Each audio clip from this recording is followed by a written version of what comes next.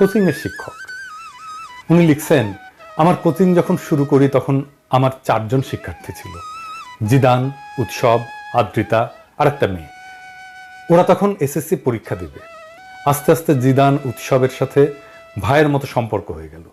একদিন ওদের সাথে চায়ের দোকানে বসে আড্ডা দেওয়ার সময় ব্যাগ ঘাড়ে একটি ছেলে আসলো। তখন কিন্তু সন্ধ্যা, ছেলেটা জ্বলতেছিল, নুরানি চেহারা।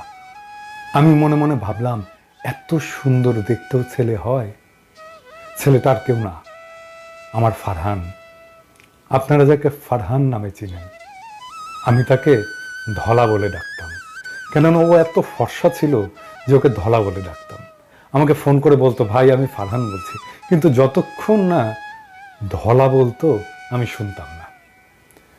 ফারহান কোরআনের হাফেজ, সুন্দর কোরআন তেলাওয়াত করত। কিন্তু যেদিন আমার কোচিং আসলো সেদিন আমি বুঝলাম